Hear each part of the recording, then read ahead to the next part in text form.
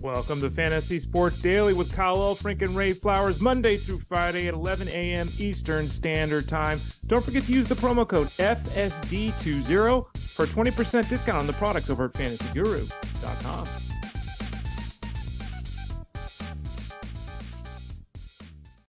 Welcome in on a Friday to Fantasy Sports Daily, powered by fantasyguru.com. Kyle Elfrink and Ray Flowers with you on a very pivotal weekend, whether you are playing for a championship or not.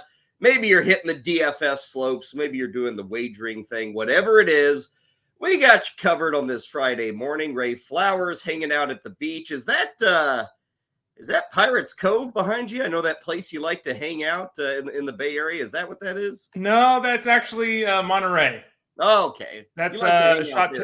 Yeah, that's a shot taken from the hotel a few years back, right on Cannery Row, out the side window, because we had the corner unit, if you will, so could see the main strip and the old ocean. I'm not too far off on that Pirates Cove, guess, am I? It kind of has a similar setup, doesn't it? Yeah, it does. It's not quite on a point like that. And if you're talking about Trader Vic's is actually Trader Vic's. That's it. Trader Vic's. Trader Vic's. Yeah. Trader Vic's is actually right in a marina. So that actually, now that I think about it, now that I realize which one you're talking about, that is actually pretty close, Kyle. Yeah, I'm not a total idiot, right? Yeah, not a total idiot. There's a lot of missing pieces, and occasionally they hook together. I kind of blew that one, but I'm going to get better. I promise over the next hour. Loads to get to. Now, today's going to be a little different because, Ray, I figure with, everybody's in a different boat this week, and some aren't even playing. I get that. Some people are like, my God, I've been playing this for, 5 months. Give me a break. So I get that. Maybe they just want to sit back and watch football. That's kind of rare, to just sit and watch the games. But many people, I think a lot of our subscribers here at Fantasy Guru are doing something in Week 18.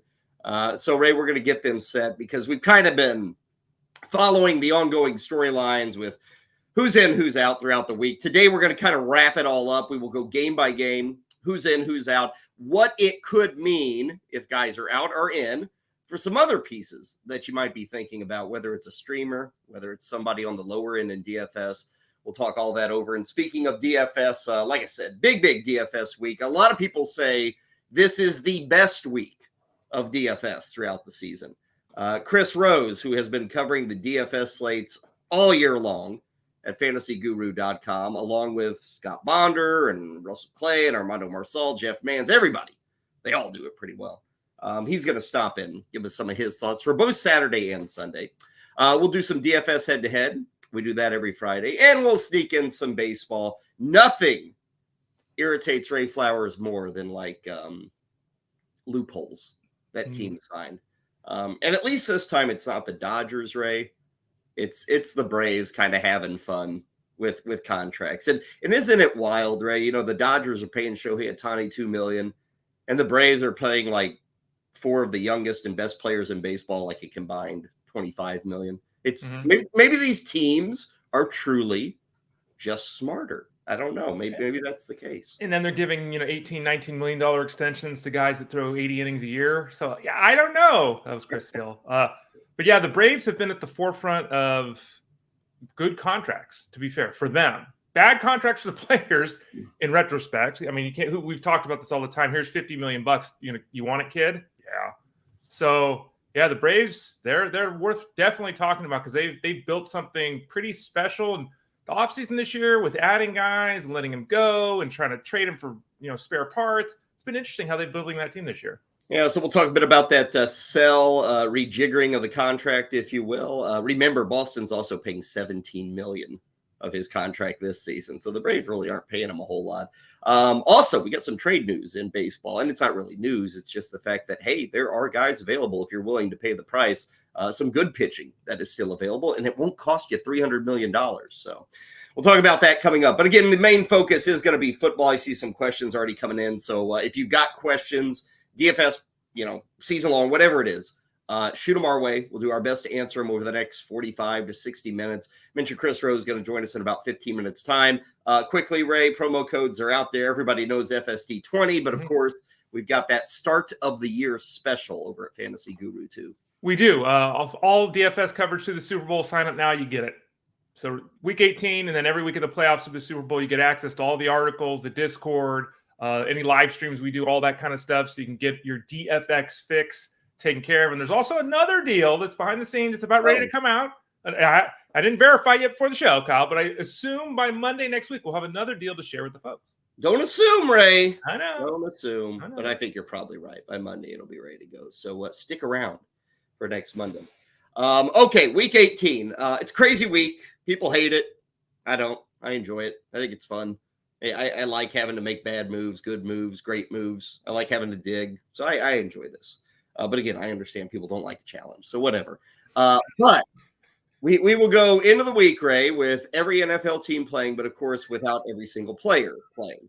And a lot of people know the situations, but I thought today, at least for 10, 15 minutes, we'd go game by game and kind of remind people where things stand. And this applies for those in championship games, DFS certainly. Saturday, we do have 2 games. They start at 4:30. Baltimore is hosting Pittsburgh. Then at 8:15, we have a very big game, very important game for Houston and Indianapolis, where in effect both teams need to win. So that'll be a fun one tomorrow night. So with these 2 games, Ray, Pittsburgh-Baltimore is I look at this, Lamar Jackson's out. Now, we haven't heard much else from John Harbaugh, but I got to assume, Ray, Zay Flowers hasn't been practicing this week. I think he's going to sit. Odell Beckham had a day of rest yesterday. I think OBJ actually might play in this game. The backfield's kind of interesting with the Ravens. I don't really know where to go here. My thoughts, my mind says they're not going to push Gus Edwards. They've had such bad luck with running backs. I mean, even yesterday, Ray, they're picking up Dalvin Cook for their practice squad. They got Melvin Gordon. I mean, could you imagine you get to the 3rd week of the playoffs and Melvin Gordon or Dalvin Cook? So I think a guy like Gus Edwards, Ray, is probably not a good play this weekend for the Ravens. Yeah, I mean, you could create a scenario. It'd be pushing it, right? But a scenario where Gordon and Cook get 80% of the touches this week. Justice Hill has looked good. Justice Hill's looked good in support, right? And he's filled that 3rd down role. Even when Mitchell was there, Hill was on the field a lot. And, we've seen him the last couple of weeks have some nice splash plays. And he's an important piece of this offense. Not one we talk about in fantasy, but he's an important piece of the offense. So I agree with you. I think that this game, the Steelers have to win this game. The Ravens don't care. They likely are obviously looking 2-3 weeks ahead in the playoffs. I wouldn't anticipate seeing much of Gus Edwards. I'd be surprised if he's inactive. I think they'd probably get him a little bit of work. But yeah, he's not someone I'd be interested in playing in the DFS scenario or the seasonal setup. Yeah, I think all these guys are getting a little bit of work. I just don't think we're looking at 4 quarters. And I think there will come a point, maybe if Baltimore gets off to an early edge, they'll be like, okay, well, let's kind of push for the win. There's pride involved. I think Baltimore is one of those franchises that, is not necessarily one that mails it in. I mean, they're always trying to win. They love to win. That's what they do. They're not going to have a game next week, so there is part of sharpening the knife, if you will. On the Pittsburgh side, we know Mason Rudolph is going to be the quarterback. There might have been some concern with Najee Harris, but Ray, he's in the clear, I think. So Harris, Warren, Pittsburgh needs this game. All their guys are going to be out. Saturday night, kind of the same thing, Ray. I guess the big news there is that Houston will not have Noah Brown, so he is out. Robert Woods, I guess, is questionable for the Texans. Are you feeling the other guys like Nico Collins? Are you jumping on board that Nico Collins train? Like Houston, I mean, you look at the landscape of the season, Ray, we've had, a half dozen like big time games from Houston receivers. Now we don't have Noah Brown, who was the author of a couple of those games, but we do have Nico Collins. Is that a spot you're jumping in on? I mean, yes. To answer your question, yes. Now, it's fascinating, as we've talked about all season long, that the Texans simply cannot have all their receivers healthy. They can't. It's unbelievable how every week there's someone that's down with an injury. Like Green Bay, pretty much. Yeah, same thing. Exactly. You look at the matchup and you have to say to yourself, look, how are we going to win this game? They're going to run the football, of course, the Texans, but whether they have success or not, Laramie Tunsil, the left tackle's dealing with injury too. So we've seen CJ Stroud return and he didn't look great. He was fine. He didn't look great. We talked about the other day. He hasn't really had a CJ Stroud game in a month. It's been a while because of the injury. But they're going to throw the ball and they're going to have success throwing the ball, I would anticipate. And Collins has got to be at the top of that chart. With Brown out and Wood, as you mentioned, being uncertain. Then we're in the Mechie Hutchinson zone. So this is a scenario where we could see double-digit targets, to Collins. That could happen this week. I think he's a strong wide receiver too. For somebody who's just incredibly desperate at wide receiver, Mechie, perhaps. I mean, there's a lot of guys of his ilk, but he's done nothing all year. He really hasn't. but Houston likes to throw the football. I don't know. Maybe they go back to 25, 30 touches for Devin Singletary. Guess that's possible. But Houston has got to win. Indianapolis has got to win. Zach Moss is going to be back. Probably nothing more than a cameo role there.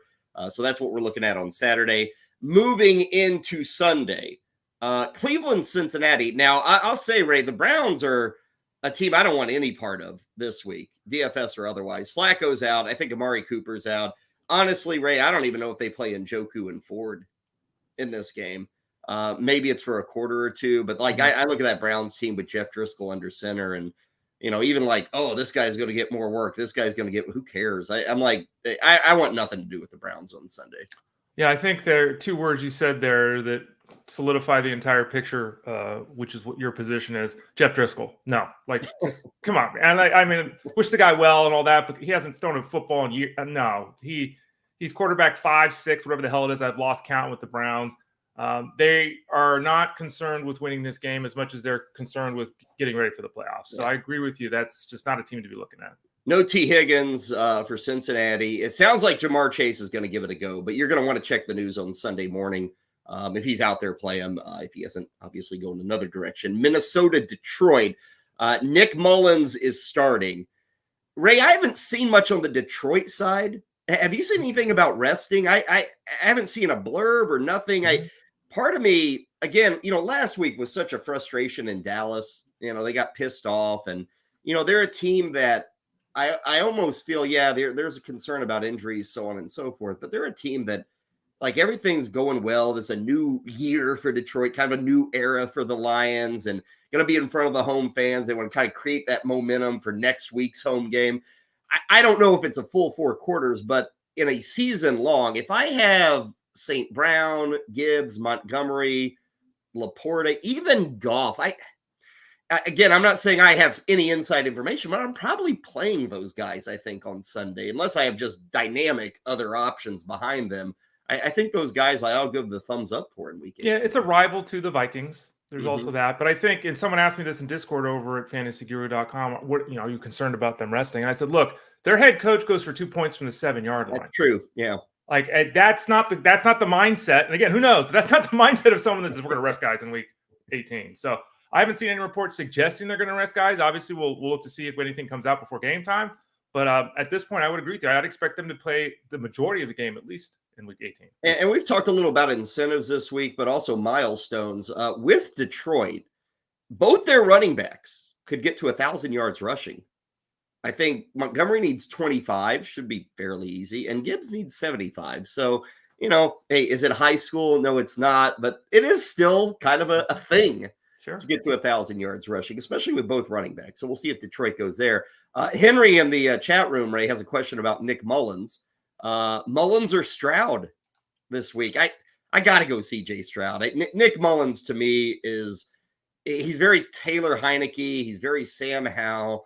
He will make a couple of throws. And you're like, wow, that was nice. And then he'll make 25 throws that are just junk and not good decisions.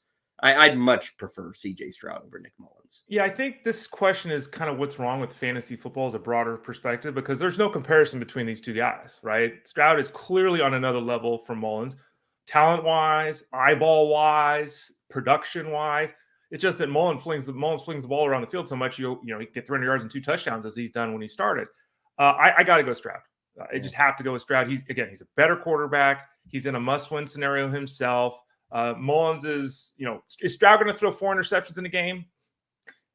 Is Mullins? We've seen it, right? Well, could be benched by the second quarter. They may say, let's bring in Jaron Hall and get him some reps and see what we got next year if he wants to be our backup. They could very well do that. For all we know, they might bring Josh Dobbs in and run Wildcats with Josh Dobbs and let him throw the ball. We don't know. So, that one to me has got to be Stroud. Speaking of quarterbacks, Jacksonville, Tennessee. This is a very important game. Not so much for Tennessee. It is for Jacksonville. Trevor Lawrence, Ray, I guess it's fair to say, is trending towards playing. I don't think he's going to be healthy, but it's a very important game for the Jags. Sounds like Will Levis has a chance to be under center for Tennessee.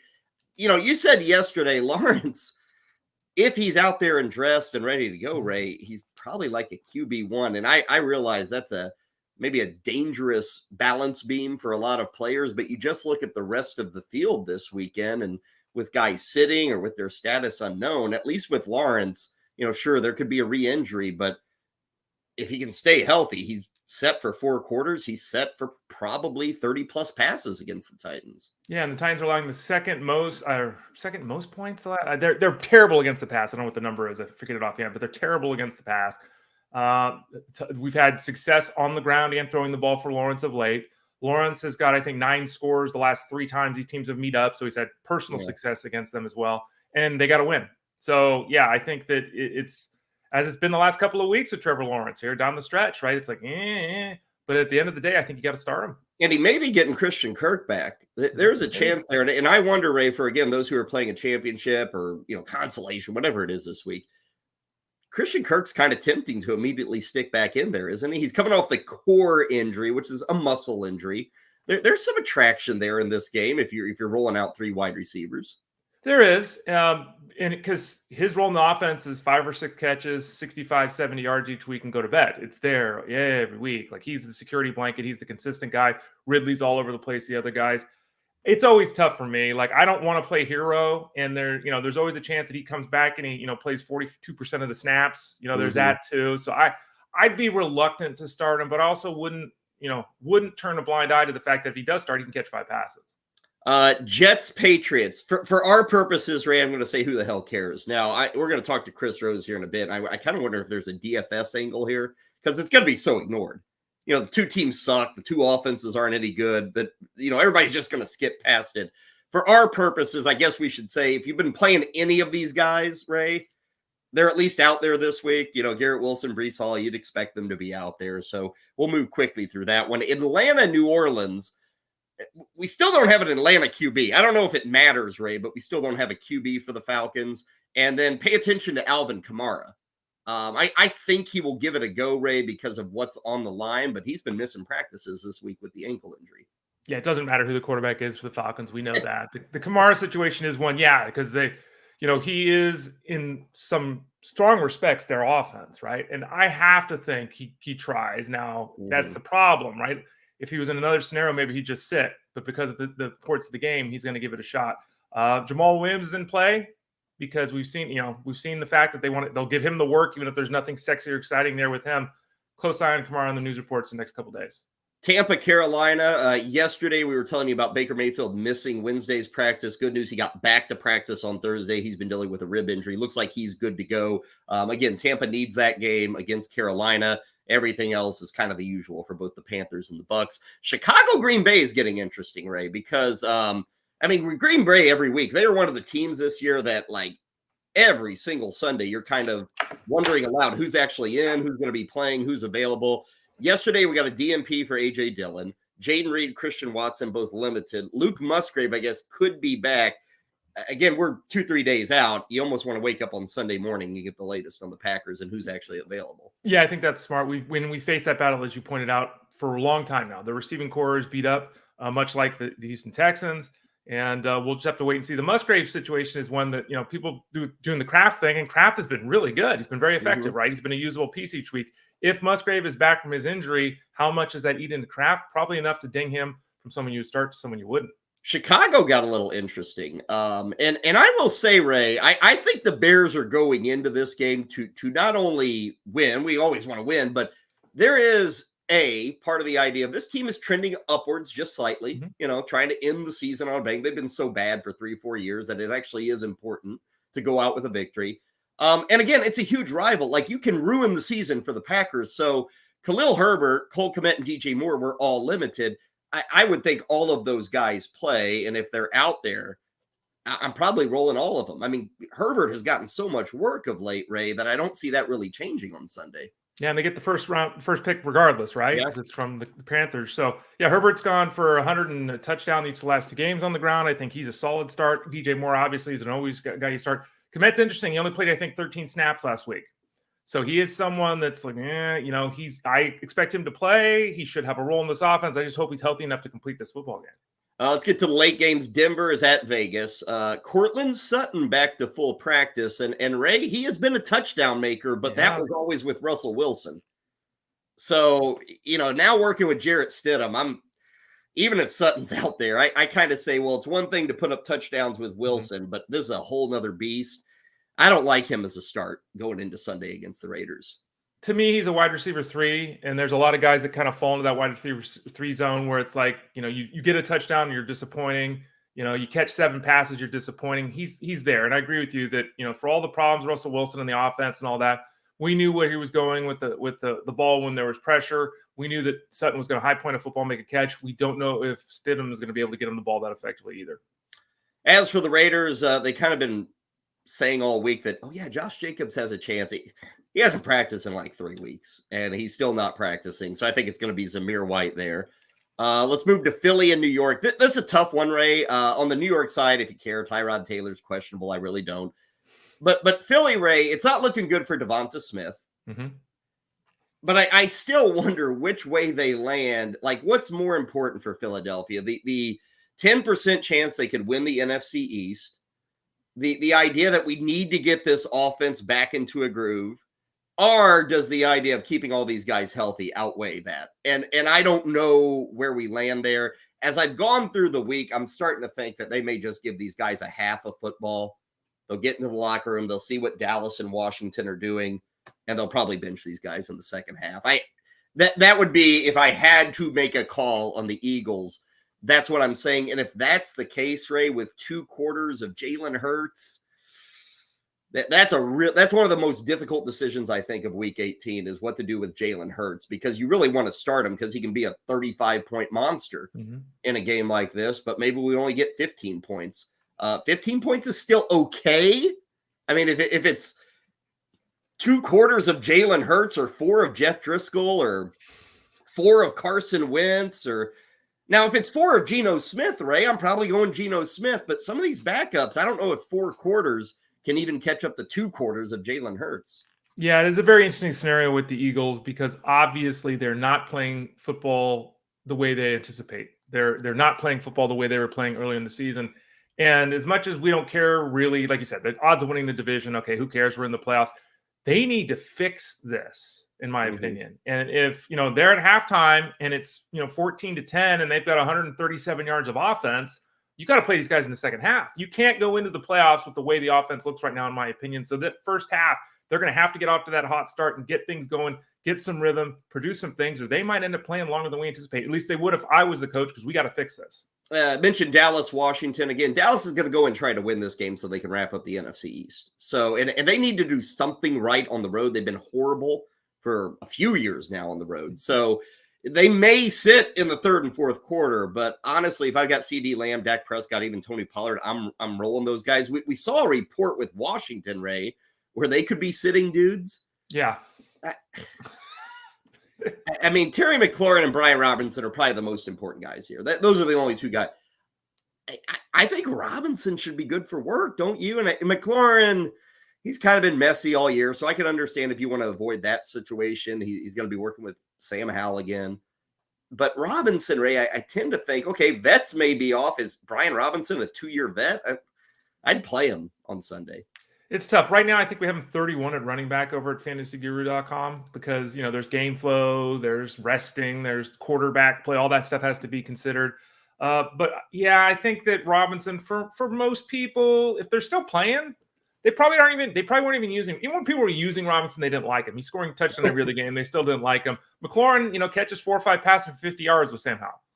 That's just what it's been. So both these guys are not very appealing, though both guys could be in scenarios where they could produce higher numbers than they have the majority of the season. Going game by game through the entire Week 18, kind of let you know what the situations are. Chris Rowe is going to join us in a couple of minutes. Seattle, Arizona, everything's pretty good there. Kenneth Walker was back at practice yesterday, so Seattle needs this game.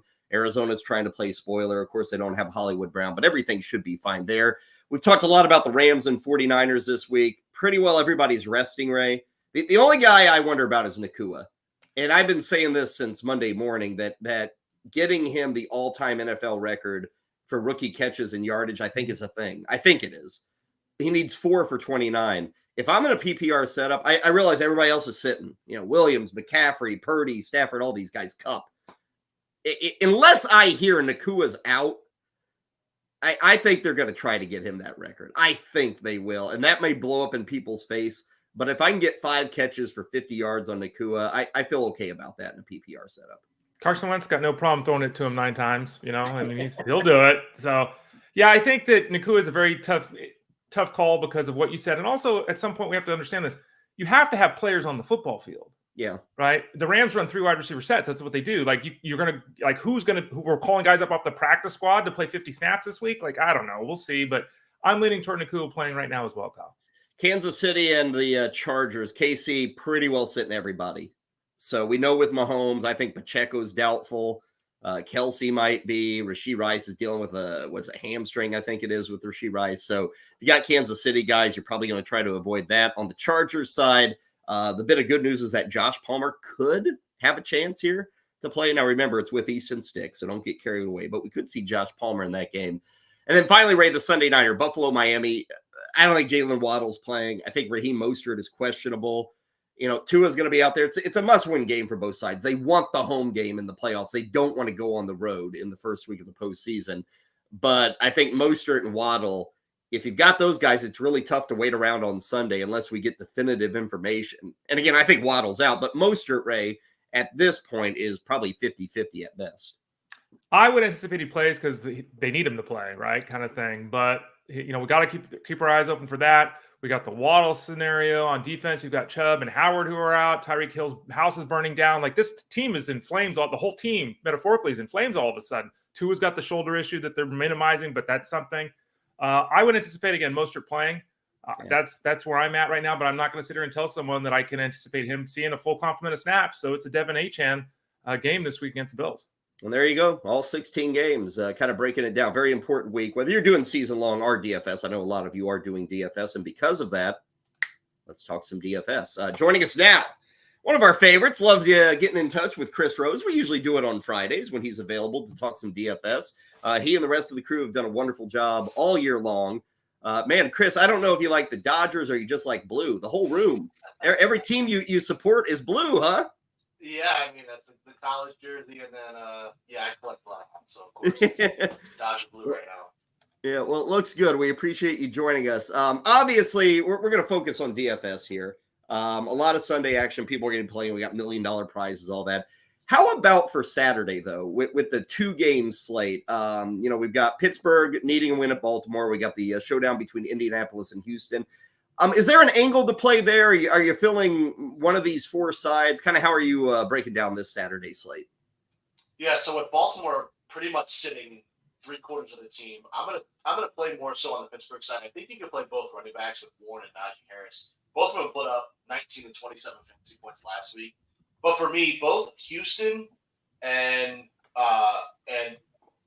Indy both have to win and have to have Jacksonville lose. So I think the edge there is you're going to have to play a lot on that side. So Stroud, Nico Collins, I think those are 2 guys you pretty much have to kind of work around. You got Devin Singletary that has some player incentives. This week, I think he gets like 140 yards for a player incentive. So you got guys like that. For me, Week 18, guys sitting, and I said this with Armando on his podcast yesterday, you have to target teams that have things to play for. So you have the playoff implications for a lot of teams and also the player incentives, which I'll touch on some of the guys that I really like this week. Speaking of generally, Chris, of the slate itself, there's obviously the huge 13-game slate on Sunday, and then there's the 2 games on Saturday. Do you have a preference? Is it, hey, you play this one if you're new to DFS, play this one if you're an experienced DFS player? Like, how do you break down the 2 slates just as a general look? Yeah, so I would probably stay away from the Saturday slate just because there's going to be probably that one guy that's completely contrarian that's kind of going to break the slate. So I would stay away from the Saturday slate. But for me, the Sunday slate is, like I said, when you take these teams that have playoff implications, these players that have player incentives, take a 13-game slate, break it down to maybe 5 or 6 games, turn your player core or your player pool into 20 guys, 25 guys, working around that way. I think it's a good chance for newer DFS people coming off the yearly, whether they won or lost in the playoff, but it's a good chance for them to take 5 or 6 games, focus around 20 guys, and kind of build a nice lineup around that. I think you can do it with these teams that are kind of playing, have things to play for this week. I'm not Mr. DFS when it comes to football, Chris. That's why we have you here. You look at the late game. It's where all the attention is going to be between the Bills and the Dolphins. You look at Vegas. Vegas says offense is going to happen, all this kind of stuff. How do we handle this game?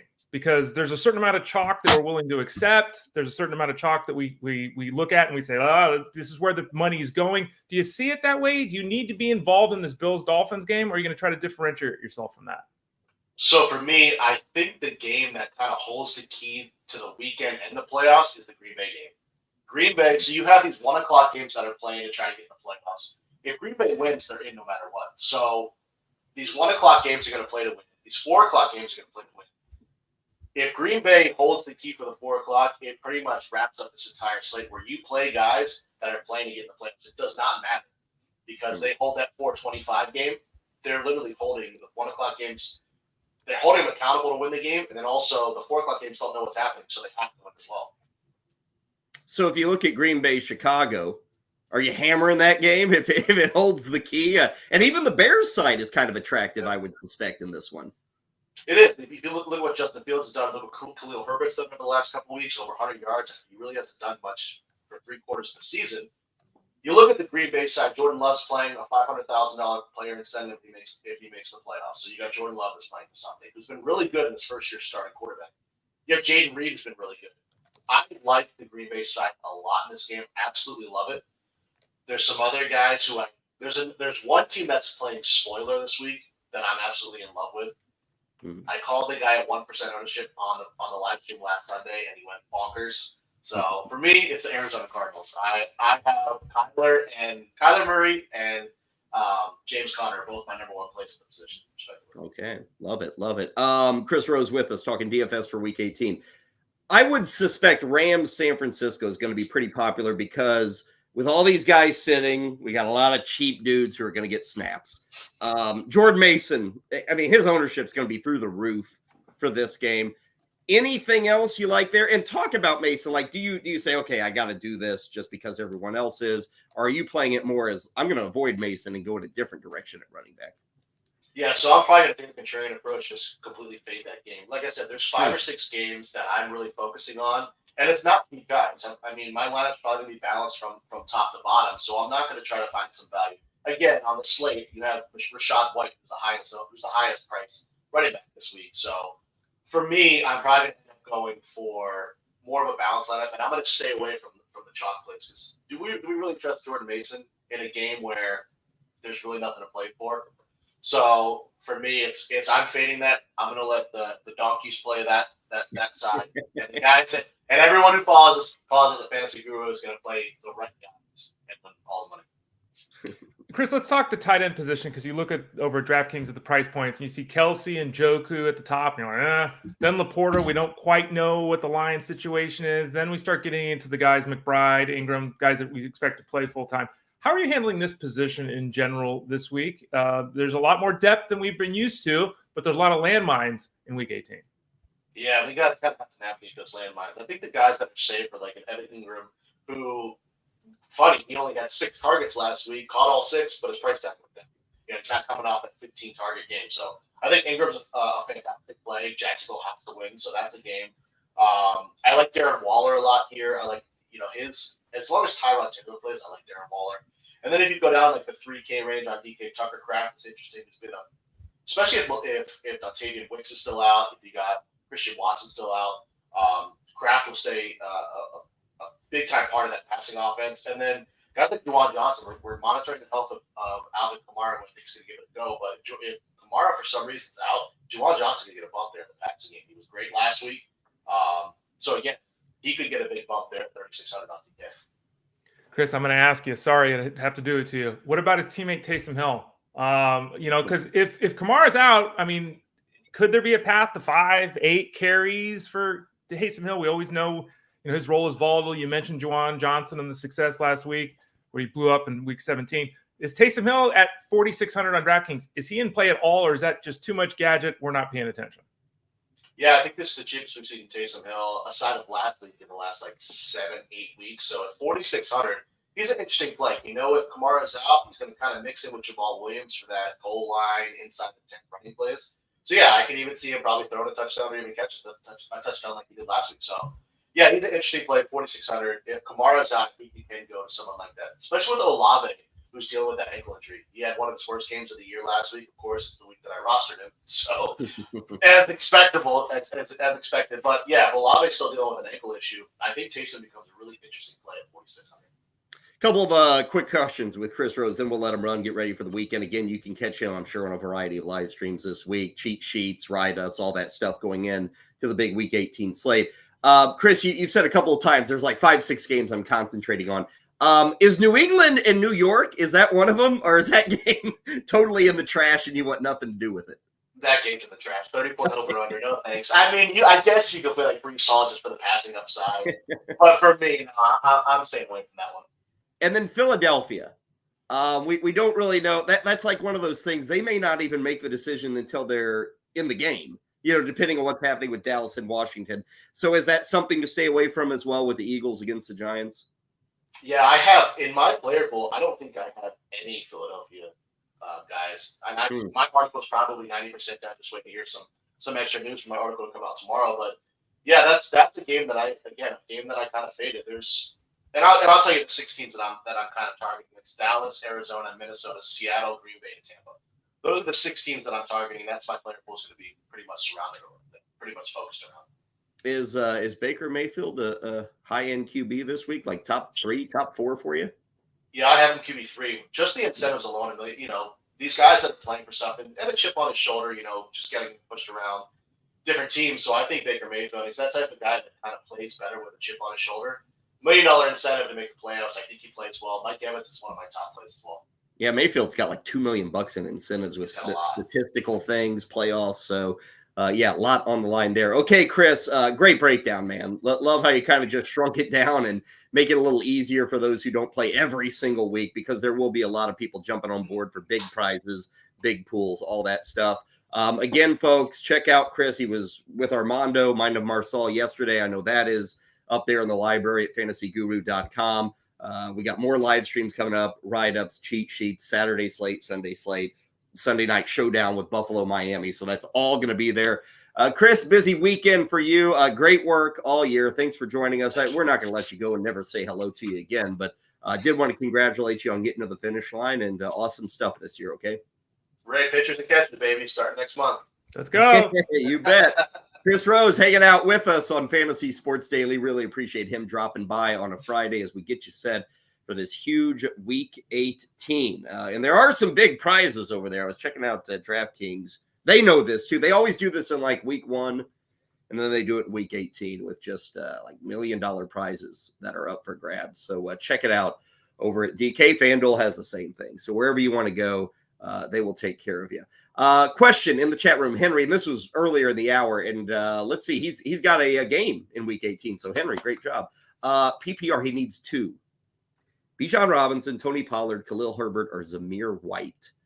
Needs 2 of those in a PPR. Now, I have jokingly said, Ray, that this will be the week that Arthur Smith unleashes the beast offensively. That Bijan have 28 touches, go for 230 yards. Now, I say that jokingly. I don't know if I'd make a bet on that. What I like here, Khalil Herbert, I guess I'm a little concerned about this ankle thing. But he's been really good the last 2 weeks. And again, I think the Bears are going to play to win. So Herbert's going to be one of my guys. Pollard, Zamir White, or Robinson. I think I'm going to go Bijan, Ray. I think I am going to go in that direction and hope for the 20 touches. Pollard is fine. There's a little bit about will he play 4 quarters. There's a little bit about, hey, just hasn't found the end zone this year. Zamir White, I'm not that enthused about. So Robinson and Herbert are my calls there. You got that half right, Kyle. We're gonna go. We're gonna go. Yeah, Robinson, which is probably the wrong call that we're both making. So we both got it wrong. No, I'll go Robinson. I'm gonna go White, and because I agree with what you said earlier in the show today, Zamir White. Josh Jacobs. They keep saying he's gonna play. He's not even practicing. Like, what is this? He's gonna play this week. He hasn't practiced, like you said, in 3 weeks.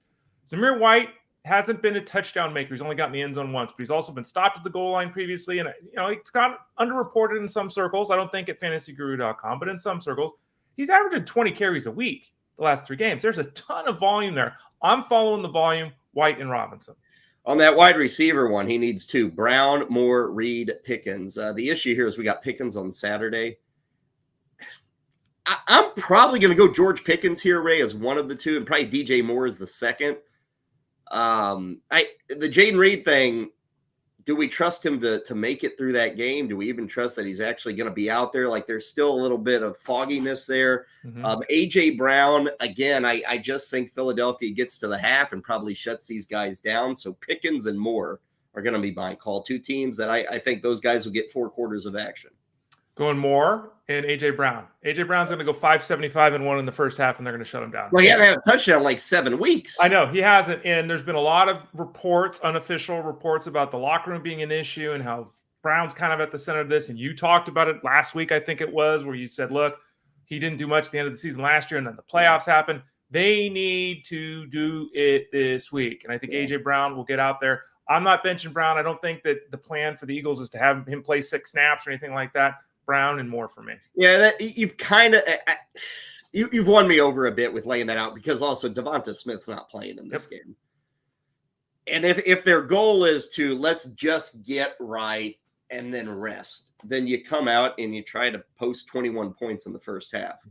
Your defense should have no issue with the Giants. Like, if they enter the locker room and they're not up by at least 10 points, that'll be a letdown. That'll be an issue for the Eagles. They want to be done with this game by the end of it. And this is always wild, Ray. We think it's so easy. You know, Giants, they suck. They're not going to play. They'll just, lay on the ground and let the Eagles trample them. So, I kind of sound like I've never watched an NFL game, because the Giants, I guess there's always pride, Ray. They're pros. The home fans will be there. I mean, they'll probably be more Eagle fans than Giants fans. So, and this is week 18, and I get it. People hate this stuff. I embrace it, Ray. It's the chaos. It's fun, and it's kind of not as easy. The championship game should be a pain in the ass, right? It should be like something that infuriates you. You want to be emotional, I think, in week 18. I run these polls on Twitter at @DRayFlowers, X, whatever. And the results are resoundingly, you're an idiot if you play week 18. And I wasn't called an idiot, but I was told I wasn't very smart multiple times when I suggested, well, what if we do the playoffs in week 17 and 18? Yeah. Everyone's like, no, we do it weeks 15 and 16. I'm like, so now we're shortening the regular season? Like, what are we doing here? No one in the world wants to play week 18. Everyone's afraid of week 18. They're all afraid of it. And someone correctly pointed out, as I mentioned on the show yesterday, the winner of your fantasy league, shouldn't it be the person that has the best management, that's been on top of this all season long, that pays attention every week, not just the person that drafted Christian McCaffrey? Yeah. I don't know. That's me. Well, and honestly, every week you get screwed over. Every single week there's crap that happens that's unfair. Yeah. It's the sport. It's like, well, I get it. Guys are sitting and that pisses people off. And, I can't even play Patrick Mahomes. Mm-hmm. I understand that. But to me, that's like fun. I got news. Even if Mahomes was playing, it's still a bunch of crap shoot in week 18, And I've mentioned this too. Like, I was in the Elite Listener League. I had 100 points more than any other team. The third place team was like 200 points behind me. I killed it. Killed this league. My team was fantastic. Week 16 semifinals. Chase is out. Pittman's out. Hawkins plays half the game. It happens every week. And, so it's like, I get it. I really do get it. But I've also pointed this out, and so have you. We don't sit in baseball. We play every game. We don't sit in fantasy basketball. We play every game. We don't sit in fantasy hockey. We play every game. Why is it that the sport that people love more than any other sport, the fantasy sport that dwarfs probably every other fantasy sport in existence put together, why do people not want to play the entire season? I don't understand it. And here's the other thing to remember. If you're dealing with issues in week 18, so is your opponent. You're both likely in the same boat, would be my guess. That would be what I'd suspect for this week 18. Anyway, good luck to everybody. We're obviously going to be back on Monday to recap all the craziness and excitement. Yes, trigger finger. I know it's a slog. I love a slog. I mean, there is nothing I enjoy more than reading about Vietnam. So I'm down for slogs. Actually, I can't stand reading about Vietnam. It's all very depressing. So maybe week 18 is the Vietnam of weeks. I don't know. But good luck to everybody. And again, hit up Discord throughout the week, live streams, X, all that stuff. We're here to help. that's part of what we sign up for. And Ray's mentioned it. Some people kind of bailed on the season. We have not at Fantasy Guru. That is our promise, our always promise to you, no matter the sport. So keep following us throughout the weekend. We'll do our best to help you. Got a few more minutes here, Ray. Let's get a little bit of baseball. Let's see, just house cleaning stuff. Harrison Bader to the Mets, 1 year, $11 million. Wow. You've seen him play a lot in St. Louis. Yeah. A lot of money for defense. Don't you think? Hey, he's not a terrible hitter. He just can't stay healthy. Yeah, he can go 15-15 if he can ever stay healthy. Yeah. His old teammate, Tommy Edman, there was a report, minor wrist surgery. I always get concerned with wrist surgery, but they say he's going to be fine. And then, Ray, we got a lot on the pitching side. We talked a little bit about Chris Sale's contract. Atlanta made that trade for him, sent Vaughn Grissom to Boston. And I think what it's going to be is he'll get $6 million from Atlanta this year. He'll get $17 million from Boston. He gets a guaranteed $22 million in 2025, and then there's an $18 million option for 2026. For the Braves, I kind of get it. We're seeing these teams that have money and are pretty well stamped for October. We're seeing them, Ray, more than willing to say, we'll just kind of play around in season, and then we'll have Chris Sale, Tyler Glasnow, Clayton Kershaw, Jake DeGrom. We'll have these guys ready to go in the postseason. So we're going to an NBA sort of setup.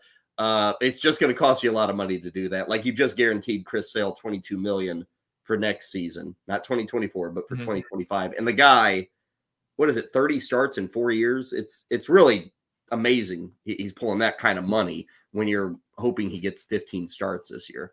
It is, but at the same time, you're going to give a guy a 5-year, $110 million deal. Like as a Giants fan, maybe no one wants to come to San Francisco because they think everywhere in San Francisco there's poop on the sidewalk. But they got to do stuff like this. Like this is the way. This is how you win in Major League Baseball nowadays. Whether it's right or wrong, whether we agree with it, this is what. And like you're saying, they're not super teams. It's not to that level because baseball is different than basketball. But teams are being built that way, and the Braves are very forward thinking with this. And I wish more teams, even if they weren't themselves, would pick up what the Braves are laying down and do it. Pitching wise, free agency, Snell's still out there. Jordan Montgomery's still out there. If you're looking for bullpen help, Josh Hader is still out there. A lot of bullpen arms are still out there as usual. But Ray, we also got this trade market, and it's been going 2 months now. Dylan Cease, Shane Bieber. I know Ken Rosenthal, who's always plugged in on this stuff at The Athletic. He says, yeah, Cease is totally, White Sox, and the White Sox should. Yep. They need to revamp, kind of blow it up, get a couple of prospects. And Cease is attractive. And Ray, you got a market here like the Yankees, the Orioles, the Red Sox are said to be in on this thing. The Phillies, the Cardinals, like there's a lot of teams. Cease and also Shane Bieber. And with Cease, I get it, Ray. With Bieber, like to me, and this is me based out of St. Louis, that guy screams St. Louis Cardinals pickup. Because the actual trade is not going to cost you much because, A, he hasn't been good, he hasn't been healthy, and he's only got a year left. And he's older than a guy like Cease. Like that screams St. Louis Cardinals, and I think that's where he ends up. As for Cease, if I'm Baltimore, Ray, you've got 15 prospects, man. Trade 1 or 2 of them to get Dylan Cease and have your ace. And I don't know if Dylan Cease is like dominance, but he's better than what they have, I think. And that team's ready to win. They're in a good spot. I kind of hope the Orioles make that move for Cease. Yeah, and I'm just starting to dive into the rookie report again. We'll have hopefully information next week on the baseball product at fantasyguru.com. Just starting to dive in and do my rookie reviews. And it's like, we all know that the Orioles have all these guys that got called up. They still got a ton of guys that haven't got called up. It's like this organization took forever to get there, but boy, is their minor league group smoking hot. Trade some of those pieces. Dylan Cease is under control this year and next year, as you pointed out. So that's 2 full years there. You had Grayson take a step in the second half. Cal Bradish took a step. You got to hope that John Means is healthy. If he is, he's a very effective pitcher. Dean Kremer's pretty good. And then Cole Irvin. Come on, let's replace Cole Irvin with Dylan Cease. Like that's the way to do this. Do the move, Orioles. It would work. I love getting Dylan Cease in that scenario, and I think they should give it a shot. And I'm sure the White Sox are asking for like 3 of your best prospects. And then there's like, we'll give you 1 really good one and then like a second and third that are okay. I get that. So there's a lot of negotiation, but these other teams, right, can't compete with what the Orioles have. Right. So there's a little bit of a stare down where Baltimore is saying, okay, you go out to Boston and, Philadelphia, see what you can hammer up. We think you're going to be back talking to us in a few weeks. So I think Baltimore, maybe that's the reason it hasn't been made, is the White Sox. And we should know, Atlanta said, screw it, we're going to go with Chris Sale. I mean, that's pretty well what they did. The Dodgers said, we'll just go get Tyler Glasnow. So some other teams have just kind of left the trade negotiations, if you will. Cincinnati, I mean, they went out and Frankie Montas and Nick Martinez, guys like that. So the field is starting to dwindle a bit of guys looking to get Cease or Bieber. And maybe that'll work out for teams like Baltimore and St. Louis. Okay, we'll see if anything happens on the baseball front as the hot stove continues through the weekend. Huge football weekend. Can't say it enough. Discord, columns, cheat sheets, all available. Live streams going to be coming your way. We got the Sunday morning live stream. I think Jeff has his tonight. So you're going to want to check that out. All at Fantasy Guru. Big thank you to everybody at Facebook, YouTube, X, wherever you're following us. Those who download us on the audio side.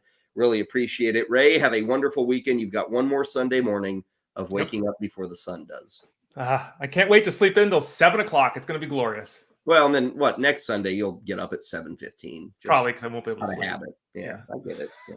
Always wanting to sleep more, and then he just gets up. Like today, the little guy wasn't at the house. Usually woke up at 7 a.m. sharp. Ray, I woke up today. It was almost 8.